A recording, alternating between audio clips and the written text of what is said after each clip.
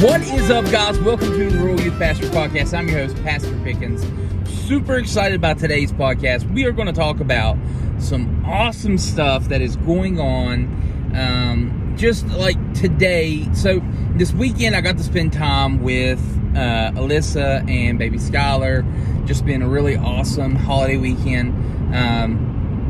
It was quite funny yesterday. Alyssa went to go see Skylar. I went and stayed in the room and watched the church live stream, which was really awesome. Kudos to the boss man. Besides that, Friday night we had Fire Fellowship. Was really awesome. It was our 4th of July version, which is hot dogs, ice cream, and guess what? Fireworks. Anyways, does your church do that? I didn't think so. Sorry. I'm very biased about my church, and I will say that. I just love what we do. And God is good. That is all. And so anyways, so Saturday morning, I went to spend time with Skylar and spent about 3-4 hours with her. And then Saturday evening, Alyssa went to spend time with her and do what they call kangaroo care, which is like skin to skin. And so anyways, Alyssa was doing that. I was like, you know what? I have my laptop here, have my iPad here. I'm gonna work some. So I relaxed. They have this chair. It's like a chair with a foot thingy, and I just sprawled out on it, put my laptop on my chest, had my iPad in my hand, and went over old sermons in my notes. If you know me, I write a lot of sermons, and I have over 300 and some, both on my iPad and my laptop. I had to pray because there were some I was deleting. I was like, man, nah. And there was this one that really got me, and it spoke out to me, and I was like, you know what? Yeah, this is what needs to be talked about on the podcast. So Ephesians 4:1 says that we should walk in the calling that we have. We should walk in that calling. Like, we should have that honor.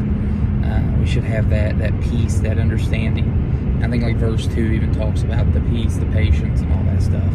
And it really hit me to where I was like, you know, a lot of pastors doesn't have that kind of like lifestyle, where not even the pastors, the youth pastors or the worship leaders or stuff, man, they're so, you know, I gotta go, and they're not willing to sit and wait and really talk to people. And the reason I say that was today I took Alyssa took her out. Like, I was like, hey, when you get back from the hospital, let's go somewhere. Let's get out of the house. You need out of the house. So I had some cash in my pocket, and I was like, let's go somewhere and just get out. So we decided to go to a local pool and kind of just swim and hang out and spend time together. And we were swimming, and there was this boy there, and come to find out he had special needs, and he asked us our names and stuff and talked to us a little bit, and he almost drowned in this pool.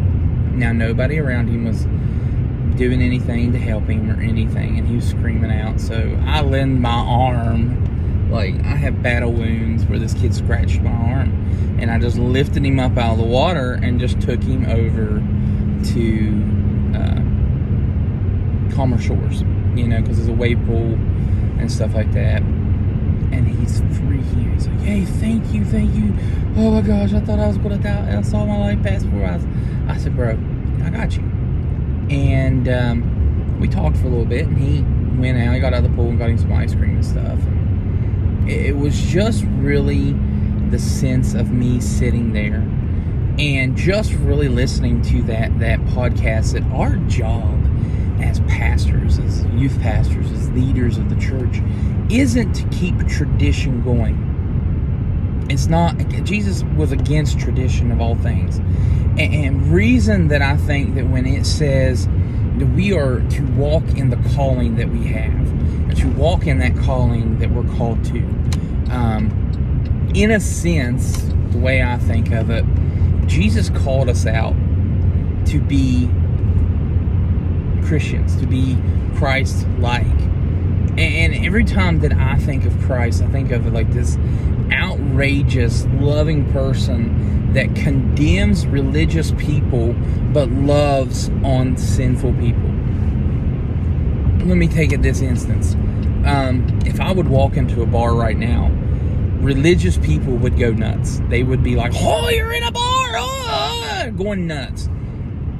But what would be the real reason I would be there was to find sinful people and to talk to them and to pray for them and to reach them where they're at. Be the real Christian that I'm supposed to be. Jesus sat with sinful people. He reclined with them, and religious people went nuts at times, and they was like, how can you sit here with these people? Well, how can you not? You know what I mean? And that's how Jesus was.